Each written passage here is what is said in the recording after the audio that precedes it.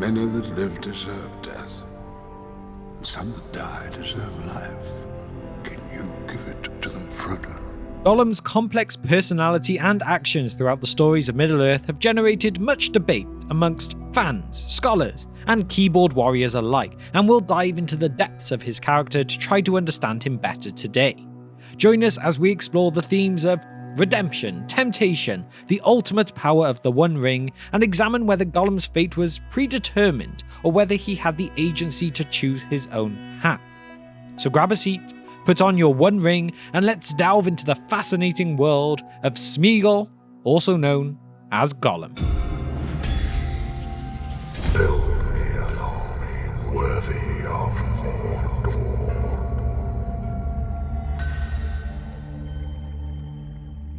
Remember everyone, if you find this video helpful, informative, or entertaining today, please remember to hit that subscribe button below. By subscribing, you'll never miss out on any of our latest videos, and you'll be supporting us to continue creating great content like this.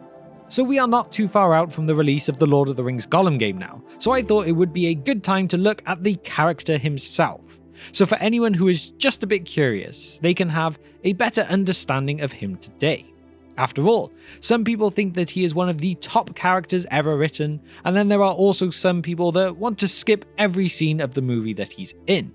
But let us have a look at just why Gollum, or Smeagol, may or may not be a truly evil character. Do not be fooled by his gangly, hunched appearance. There is much more to this creature than meets the eye. You see, Gollum isn't just one character. Really, he's two. The first, Smeagol, is the innocent and somewhat pitiful creature that we tend to envision. But lurking beneath the surface is Gollum, a second personality that embodies the very essence of evil that the One Ring represents. For nearly 500 years, this second personality has been slowly corrupting Smeagol from within, like a tumor eating away at his soul. It's no wonder that Gollum is plagued by a constant cough, as if he's desperately trying to expel the poisonous influence of the One Ring. If we were to revisit the early days of the race of the Hobbits, we would discover that there were three distinct breeds of these creatures. You have the Harfoots, the Stores, and the Fallowhides. Interestingly, Smeagol belonged to the Stores, who were known to be the heaviest and broadest of the Hobbits. They were also the only ones who commonly grew facial hair and were accustomed to the use of boats, swimming, and fishing. Due to these traits, they were considered the hobbits that were most like men. Now Smeagol, being one of these hobbits, was actually quite friendly, good-natured, and adventurous. He possessed a curious and carefree spirit, and it is likely that he would have remained this way had he and his relative Deagle never stumbled upon the One Ring. Unfortunately though, fate did not play out in their favour, and the ring poisoned and transformed Smeagol into a paranoid, unstable creature.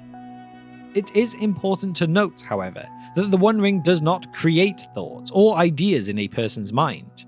Rather, it preys on an individual's deepest, darkest desires and turns them against others. Therefore, although it may seem unlikely, it is possible that the thoughts and tendencies that eventually led Smeagol down a dark path were always present in his subconscious, even if he would have never acted upon them, however deep down that may have been.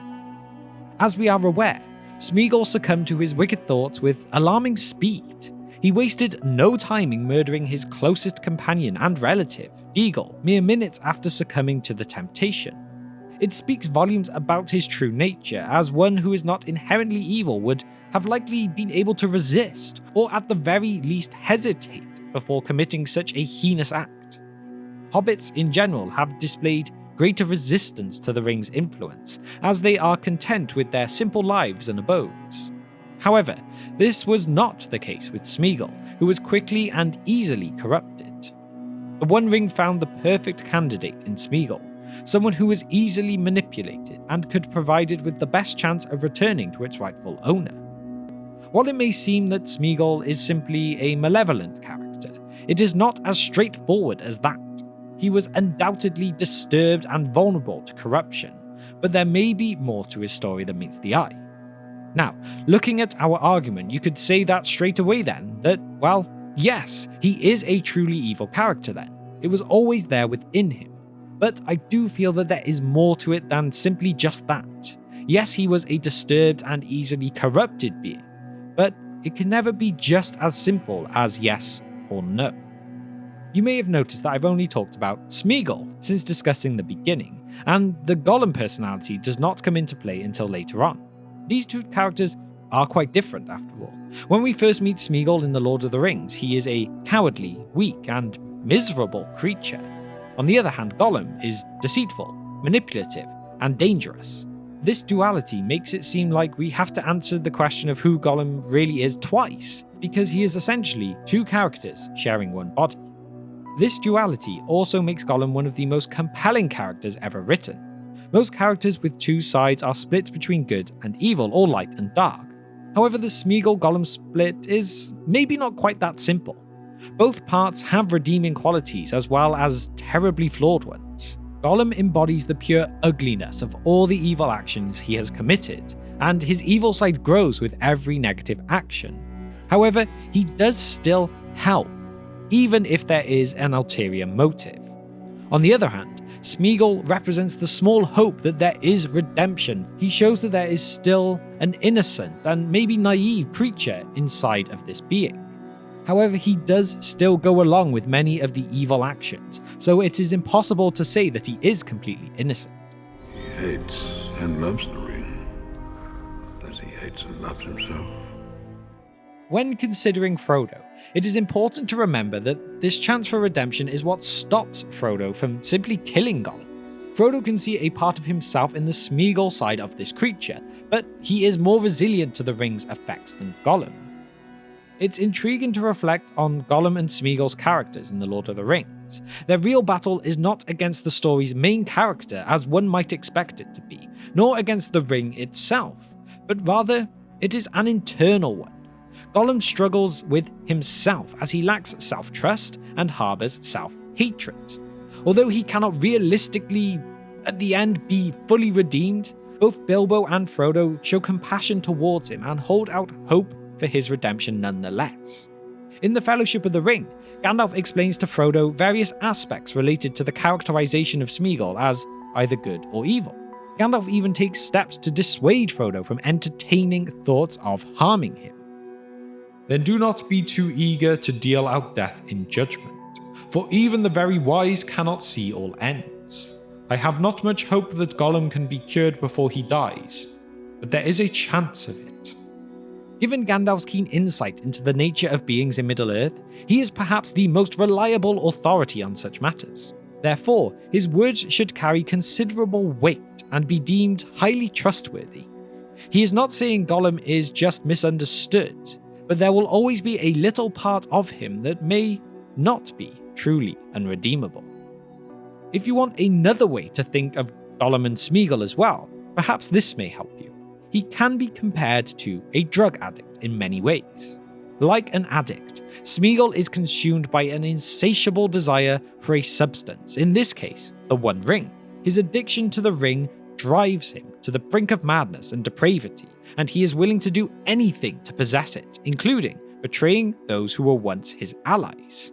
Much like a drug addict, Smeagol is trapped in a cycle of craving, indulgence, and regret as he oscillates between his desire for the ring and his guilt over his actions. Furthermore, his addiction alienates him from society and turns him into an outcast, as he is unable to form meaningful connections with others due to his obsession with the ring. In this way, Gollum serves as a cautionary tale about the dangers of addiction and the destructive power of obsession. And yet this still comes back to, is he truly evil? Is he redeemable? Did he ever really have a choice? Like a drug addict, he faces significant hurdles on the road to recovery. However, unlike an addict who can seek help and support from others, Gollum must navigate this journey alone, as no one can understand the depth of his addiction to the ring. Despite this, Gollum does show moments of remorse and self-awareness, indicating that there may be a chance for redemption. Nevertheless, the damage he has caused, both to himself and to others, is significant, and it remains unclear whether he will ever be able to fully overcome his addiction and regain his humanity. Only round.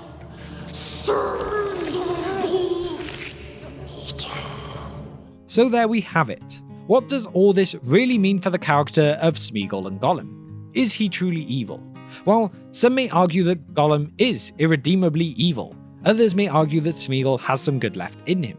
The portrayal of the character in the movies can sometimes muddy the waters, particularly in The Hobbit, where he is portrayed as almost cute and playful, leading some viewers to hope for his redemption. However, it's important to note that in the books, his actions are driven purely by his obsession with the ring, and his destruction of it is a complete coincidence rather than any sort of heroic sacrifice. As such, it's unclear whether he can truly be considered a hero or redeemed, as his actions were not intentional or motivated by a desire to save Middle-earth. After all, it is said that Eru Ilúvatar himself comes in and trips Gollum into falling into the lava, perhaps giving our strongest signal that Eru himself saw the character as unredeemable.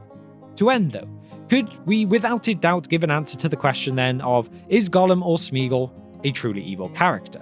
Both possess positive and negative qualities, but Smeagol leans more towards the innocence and joy, while Gollum exhibits the more manipulative and malicious behaviour.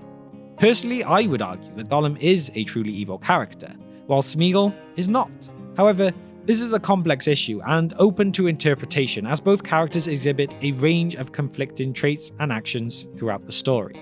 So no matter what, I don't think you will ever get that definitive yes or no answer. So it is almost somewhat of a politician's answer at the end of all this. So juicy, sweet. With that now though, it is time for my question of the day, which is, what is your opinion on if Gollum and or Smeagol is a truly evil character? Do you think it is an easy yes or an easy no? Do you agree with me that it is somewhat of a different answer for each side of the personality, or is there something that I perhaps missed that would help the argument one way or the other? Let me know your thoughts and opinions on this in the comment section down below. And now to shout out our patrons. You guys have been amazing in supporting our short film project. We have got some amazing updates coming soon. We are really making good progress and I cannot thank you all enough. We have the Divine Power tier member of Kevin, the Fire Demon tier member of Nashith, and the Wizard Staff tier members of John, Andrew, and Hunter. You are all true legends of the Brohirrim. Finally, I really appreciate your time in watching this video today. If you've enjoyed the content, please consider hitting that subscribe button and the bell icon with notifications enabled, so that you will get notified when all future videos are released. Thank you once again for your support, and I look forward to seeing you next time on The Broken Sword.